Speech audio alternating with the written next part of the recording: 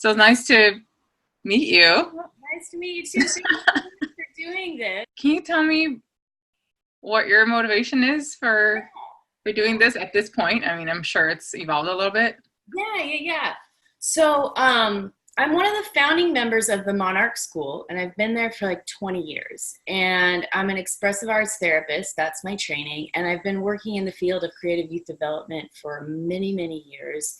And I've been very focused on my work at the school for such a long time that I'm really looking at how can I branch out and connect to other artists who are impacting youth and impacting the world through the arts and creative pursuits. And for one reason, just to make connections so that I can be a part of a bigger community, because I work in an environment that, I don't know if you know about Monarch School, but it's a school for youth impacted by homelessness, and we deal with a lot of really challenging situations, and it can become kind of like a little vortex where it's like the whole world is like that little place.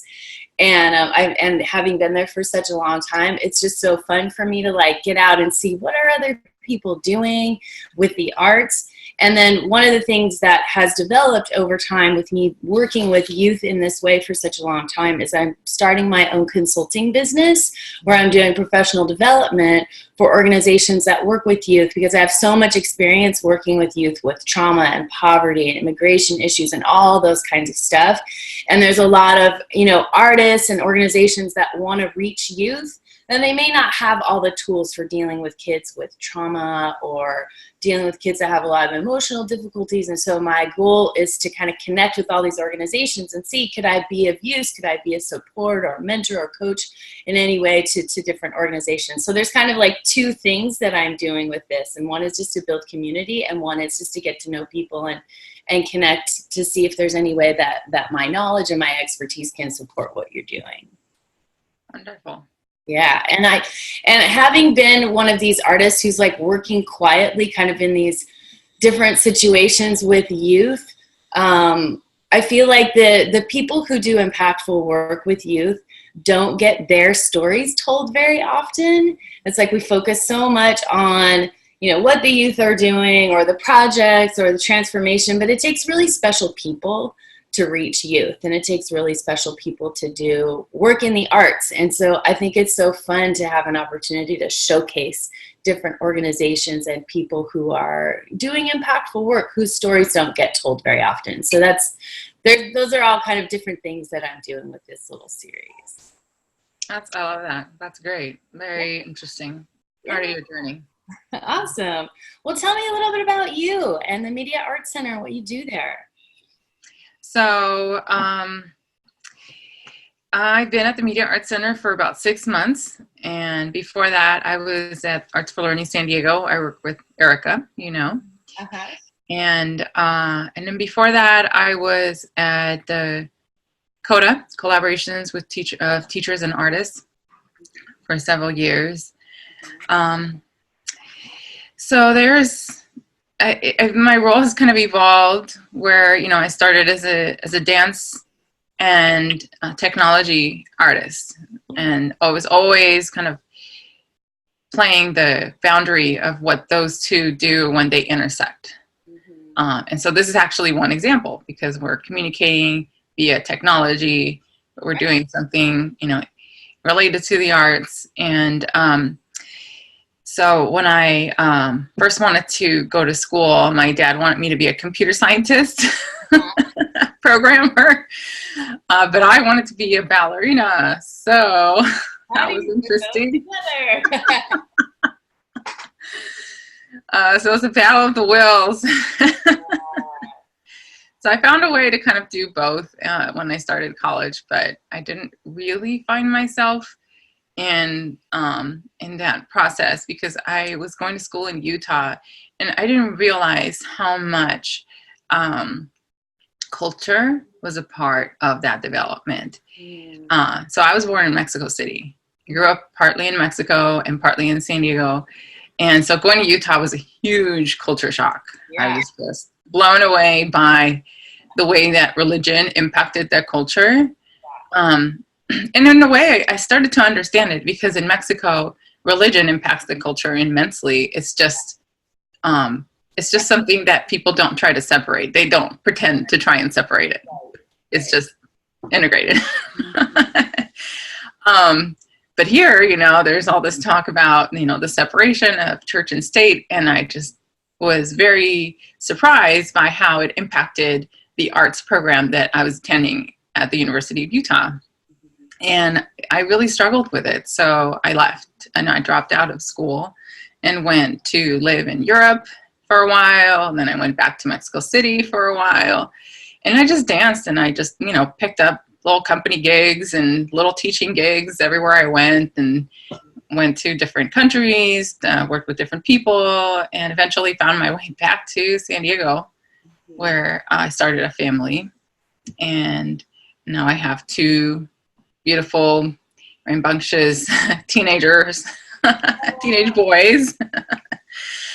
And I finished my studies, and that kind of finishing my master's degree in dance and technology kind of brought me into the field in a very explicit way. And so I worked with 10 years with Patricia Rincon, and through our collaboration as artists is when I started finding my way into teaching. I started working at community colleges and teaching there. And I started teaching at UCSD in the Department of Theater and Dance. And I really saw a huge difference in the way that the students were present in the community colleges, and that the way that they were at UCSD. Where they came from, of course, was just qualitatively different. The UC system has changed incredibly. And so I didn't really see our community, the San Diego community, the borderland community. I didn't see that at UCSD. And so when I started working with CODA and working in public schools, that was harder than actually working at UCSD, because wow, this is where people need the work. This is where the diversity really is. And I got to see the landscape of it, because I was working in schools all the way down to East Chula Vista, National City, and all the way up to Encinitas, and all the way east to El Cajon or downtown. And so I was everywhere.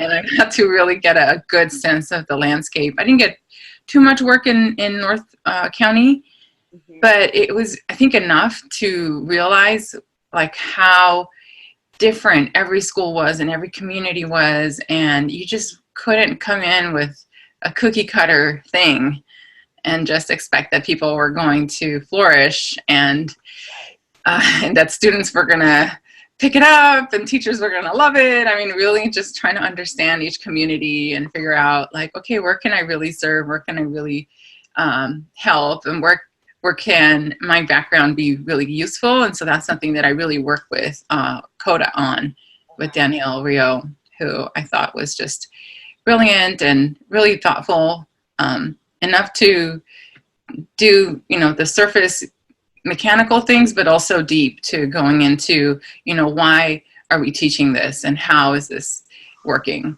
for everyone?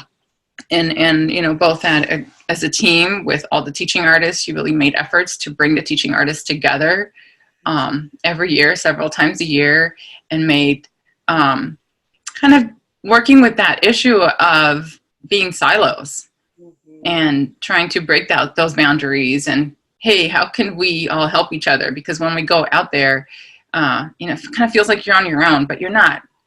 And so how can we make that feel like you're supported? So I thought that was really something that impacted me when I started becoming an administrator and a leader in the community.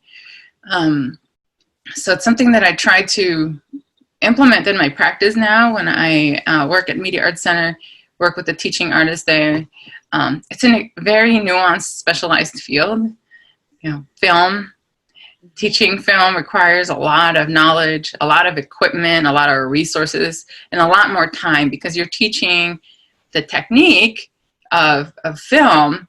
And so you're teaching these computer skills and these, how to use this camera. And at the same time as you're teaching, the creative youth development part, where it's what is the meaning of these images that you're capturing? And what is that perspective that you're using? And what is that story that you're telling? So there's kind of double the load. So what's exciting is that it's a highly impacted field. Like, people really want to learn film.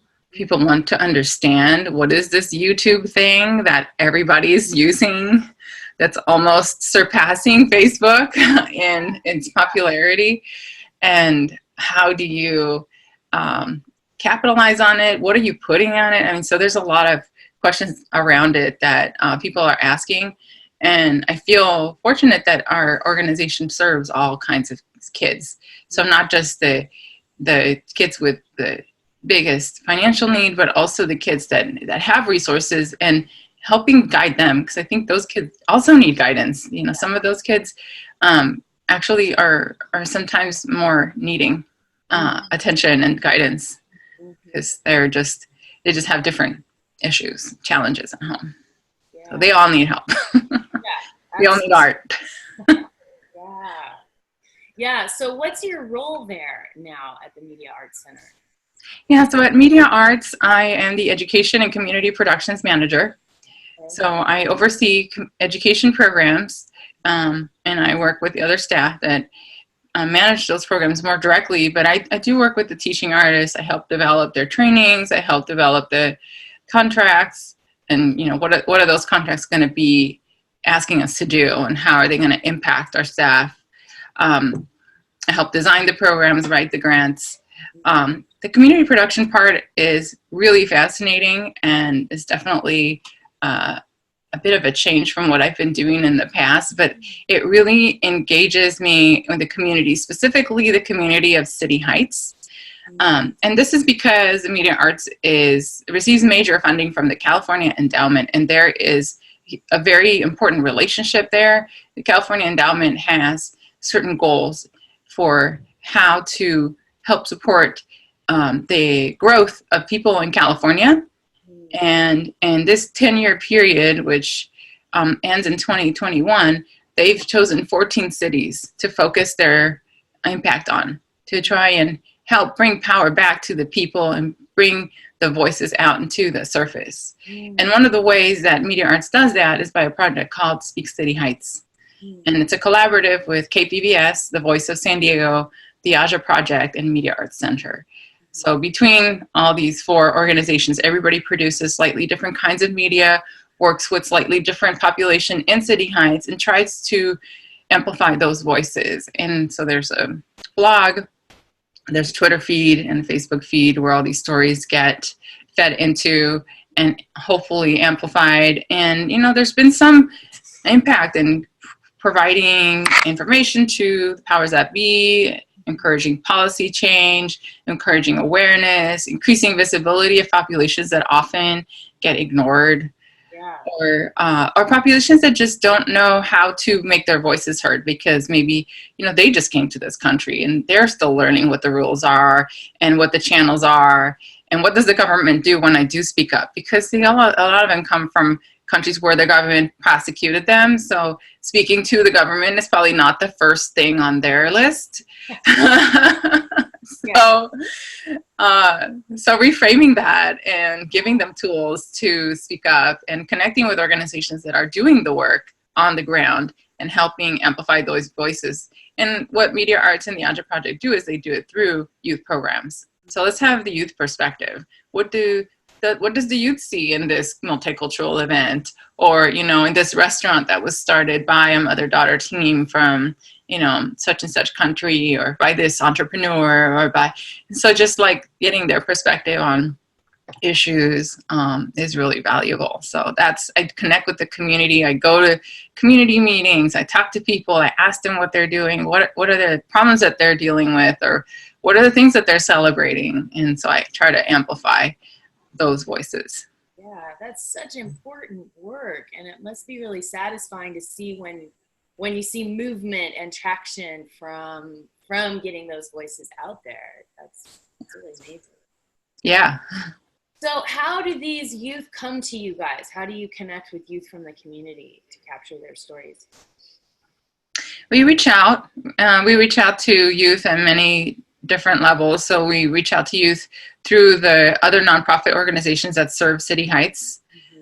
For example, the IRC, which is the International Rescue Committee. It's one of the main organizations that receives and resettles refugees into homes and communities. And so they have programs for youth. And so we say, hey, you know, do you have any youth that may be interested in a film program, for example? We recruit through Mid-City CAN, which is a community advocacy network organization. They have several youth groups and other nonprofits that have youth groups. I work a lot with the Little Saigon San Diego Foundation. And so they have youth that and people that are interested in telling their stories. And so we help train people in all of those organizations, but we also reach out to schools that have film programs, or that, you know, try to figure out like, okay, who's maybe it's the art teacher, maybe it's the English teacher, maybe it's the English language learner teacher. Like we try to figure out like, okay, well, who are the people that see the impact in the work that we do, and they can tell students, and they can figure out, okay, who wants to learn this craft and come to our programs. Wow. So you've got all kinds of like multicultural interaction going on.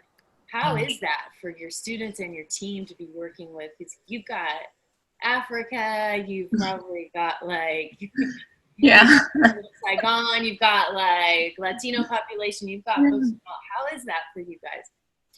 I think it's a challenge, but it's also what makes it rich. Yeah. Because then you get this really diverse classroom. Mm-hmm. And film by its nature, by its very, very nature, is very collaborative. And that's one of the things that I love about it. And I feel like my dance background really helps with that, you know, because dance is a collaborative art form. You have to be in a room together. You can't work in a silo. You have to work with other people. And film is like that. You know, you need somebody to help you with the sound. You need somebody to help you with the lighting. You need somebody to help you with, you know, maybe somebody's really good at writing and this other person's really good at editing. And so, you know, working together and coming to agreements and having those discussions is really, really valuable. And having those discussions from the viewpoint that this is, you know, just your perspective. Yeah. How are we gonna use that perspective, or are we going to change that perspective? And then you go out there, you make a plan, you go out there, and then you may get new information at that point. Yeah, the story might change, and the way you look at that issue or whatever might change.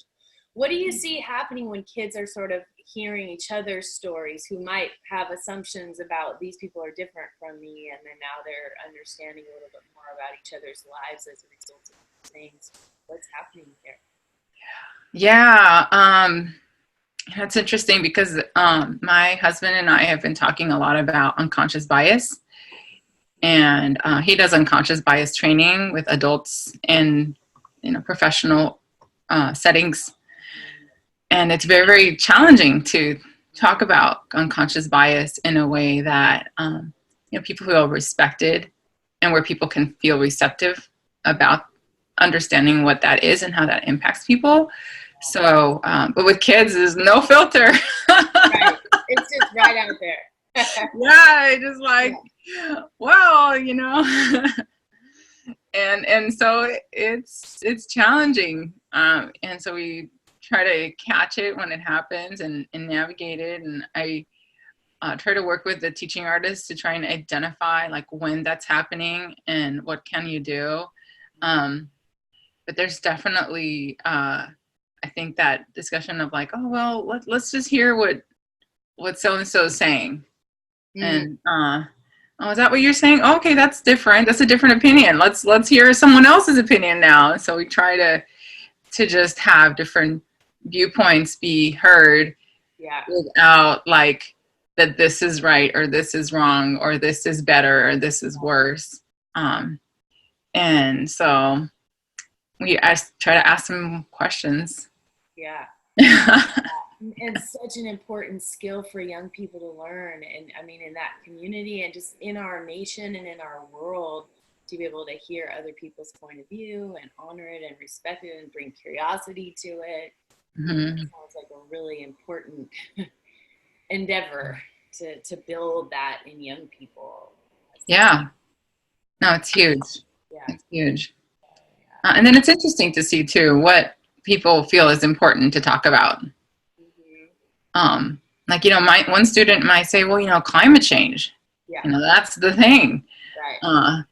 And, when another student might say, well, how about bus passes?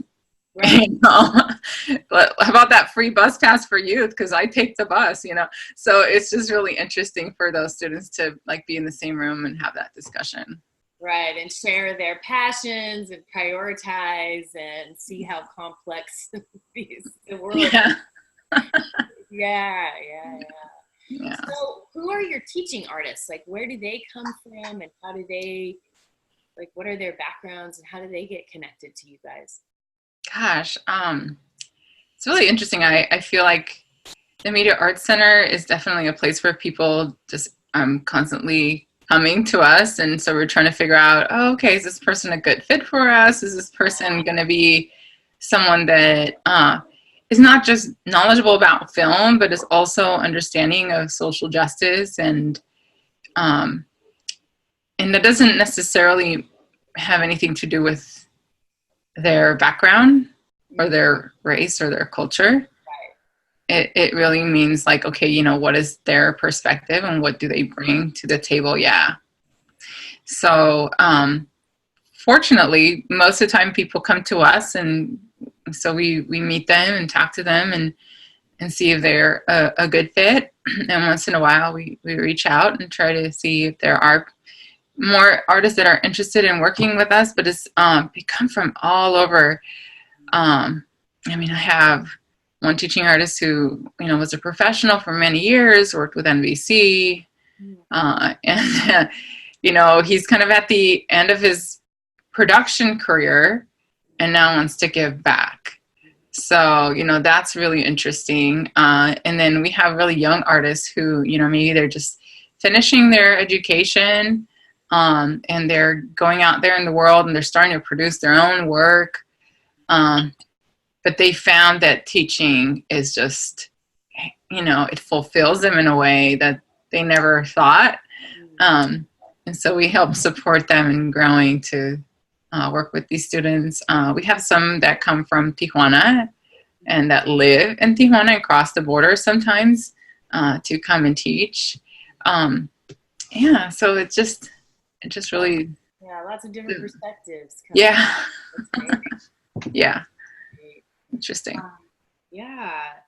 So, and you mentioned like you're collaborating with a lot of different organizations, like Aja Project. Are they housed with you guys, or they're just collaborating with you guys and other organizations?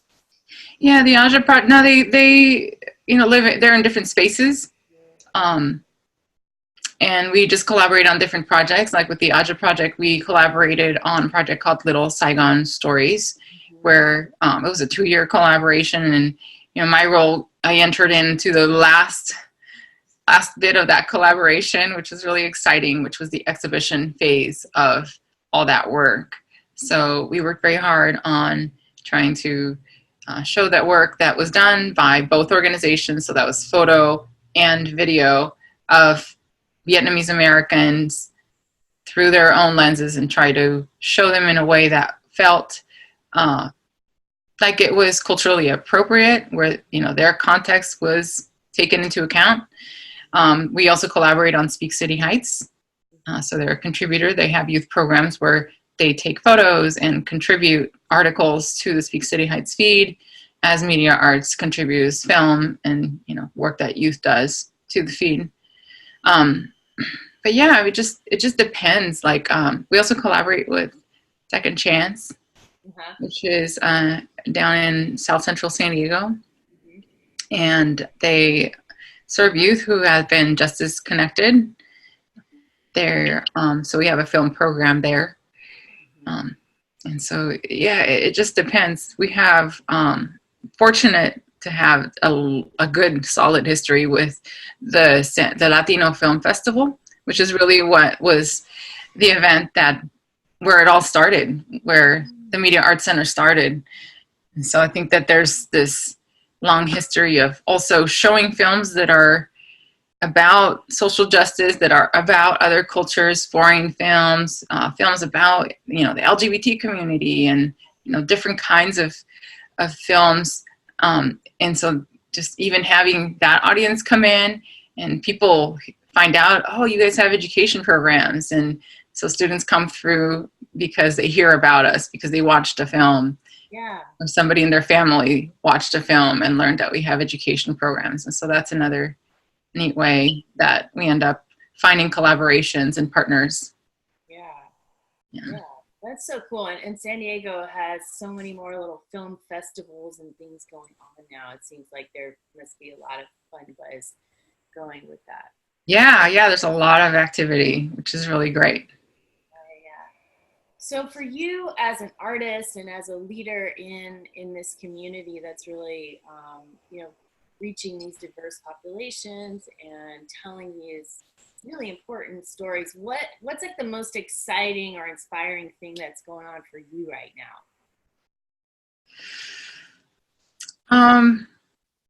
I think what's most exciting and inspiring to me is that the Speak City Heights initiative seems to be really evolving, and I'm starting to understand the connections between the different organizations in City Heights and the different cultures, and how to better reach them. Because Speak City Heights kind of has this public-facing intent where we do want to reach policymakers and people in city council and such, people that make decisions about infrastructure and housing and all those kinds of things. But we also want people to know that we're doing this work about them and for them, and want them to see themselves reflected in the films and the short documentary work.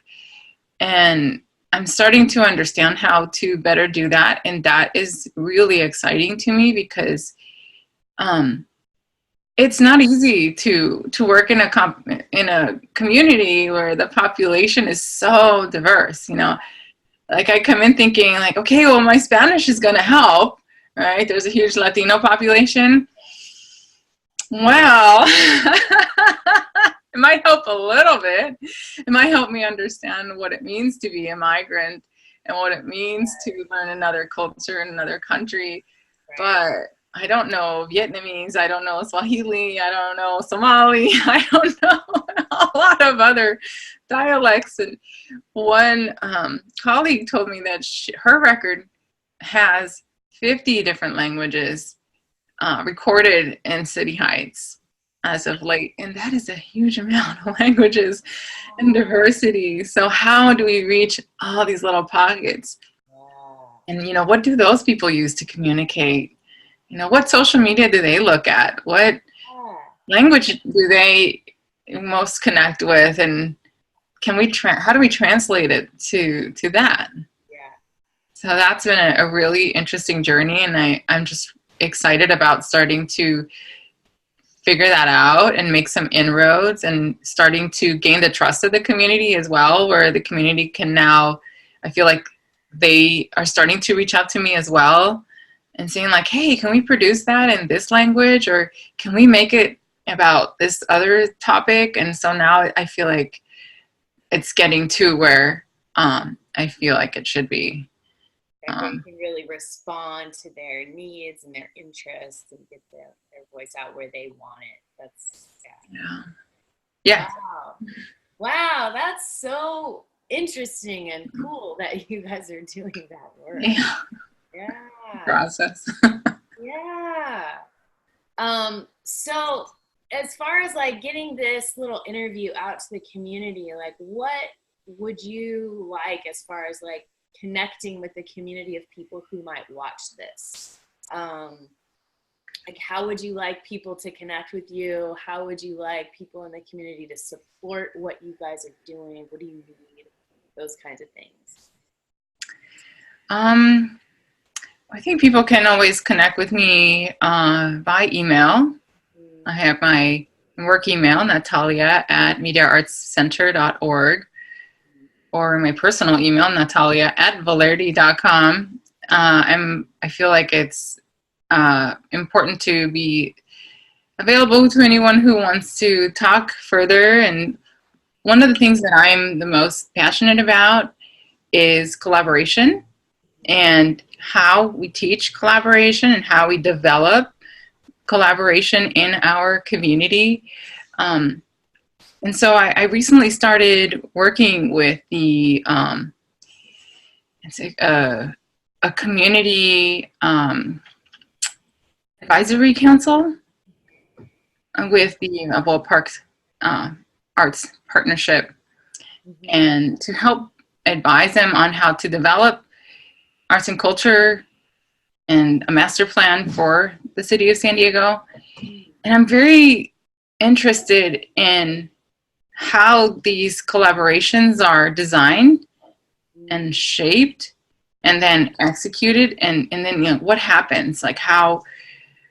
So yeah, they happen, but what happens internally? Like, what makes it successful? What makes it work between the people and the people that imagine it, the people that write the grant, the people that visualize it? Like, how do they then envision that collaboration to be, and then how does it actually happen? And so that's something that I hope that the leaders in our arts community, that the grant makers and the people that are in the places where they can imagine these things, that they think about that. Like, how is this going to actually look like for the organizations internally, not just for the product that you're going to deliver, the art piece or the installation or the, whatever it is that you're making, but how's it going to feel for the people that are working together?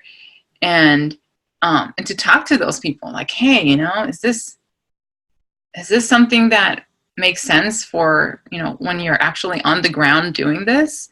Yeah. And what is that collaboration going to look like, feel like? How's it going to impact the people that are in it? And then how are you going to hold that work afterwards? Because I know that you and Julie talked about, like, owning the work, like who owns the work, who decides what happens to the work.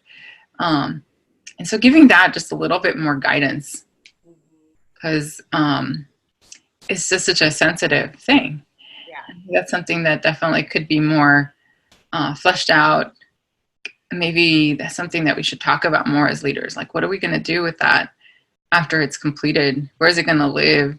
How are the people who created this work going to still have some sense of ownership of it? The images, the people that were in those images, the people that were photographed or filmed, or that, whose stories we drew on, like, how do they get to hold the work? How do they get to reconnect with it after it's completed? So those are questions that I hope that we consider more deeply and intentionally. Yeah. Wow, that's such important stuff. All right. Well, is there anything else that you would like to say or share that we haven't touched upon yet, that you want to make sure you get out there? Something that's been on my mind a lot is how do I tell my story, I guess, which is why I was really interested in your project. So I've just been curious about how people see each other and interweave as leaders. And I think one of the reasons I think that's been really on the forefront of my mind is because I am a Latina, and I realized, like, a lot of people didn't know that about me, or maybe they didn't think about that. And that's been such a visible thing in the news lately and in the media channels it's been such a huge discussion about, how are Mexicans talked about, how are Latinos talked about by our country's leadership, and the kinds of discussions, and how does that make people feel when they start to interact with one another. And I don't really have any answers. I don't really have any solutions, or I don't pretend to know even what the issue really is. But I think just continuing to build awareness about that with each other. Um, Well, and I think just having opportunities to just share who you are and share your story, and the more people who have an opportunity to do that, the more that starts to happen. And that's one of the things that I'm really curious about with this new like venture that I'm starting is how do can I or can we create spaces where we as leaders can come together and connect and create art about our experience of doing this work and our who we are as people in this work and in this field of pushing forward, important social justice causes or giving voice to others. Where's the place where we get to sing our song and do our dance or share about like how we're impacted by this work? And so that's something I've been talking to a lot of different artist leaders about is like, could we create some project where we work together and showcase like, this is who I am and this is my legacy, or this is what I'm creating and, giving to the world. And these are my struggles, or, these are my inspirations and my challenges. And so, yeah, I'm really curious about how we can create more opportunities to connect in that way. yeah, it's interesting because I got kind of reached a point in my life where I felt like that artist part of me was fulfilled. And I just shifted all my creative energy on my family. Yeah. And, this role of connecting with community. And so there's still that creativity. But yeah, I'm not sure what it looks like. Mm-hmm. But there's definitely like, okay, maybe it's a time to retell some of these stories and reframe them. So I think all the stories have been told. It's just retelling them in a different way with a different perspective. And now you have a different political or cultural context to share. So that's what's interesting. Yeah. When you have all that new life experience and all that stuff to add to it. So yeah, cool. Well, thank you for creating this space. Yeah, you're welcome.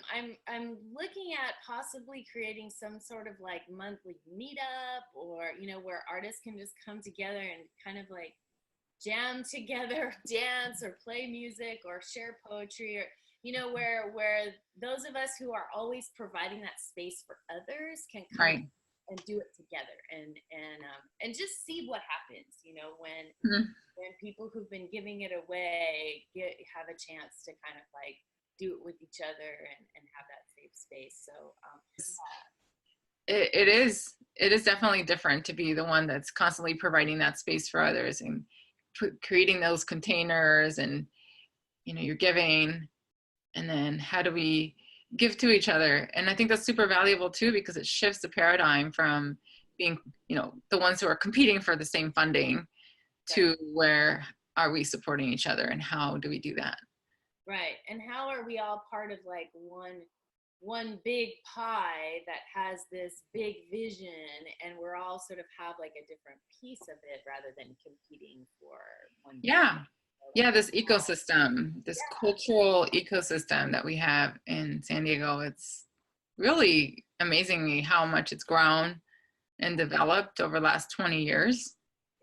I'm really proud of us as a community for all that we've done and for everyone who's held down the pillars and you've held this growth at Monarch, and I think that's been an inspiration and a model and growth for other people to do other things. And the expressive arts program, just continually spawning inspiration with new graduates and other spaces that have just been hubs where that creativity has brewed, and now it's like grown and developed into all these nonprofits and all these festivals and all these things that now, I look at my calendar and I'm like, I don't know what to go to. There's so many good things happening. I know. I remember when I first came to San Diego, like, well, it's been almost 30 years now, but it felt like there was nothing to do. I came here from Europe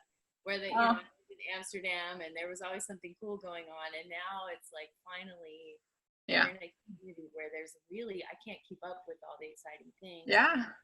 And something that's been such a treat for me is getting to know people through this interview series and hearing just the rich, heartfelt, the depth of commitment and devotion there is to really making change and doing really beautiful work as artists. I feel like it's such a treat to get to know each person and be able to share your work and your face with the community. Be like, look at this cool person, and that creates this web of all these amazing people that are here, kind of on the same wavelength. Yeah. Yeah, it's awesome. Well, thank you so much. I'll talk to you soon. Have a wonderful day. Thanks, you too.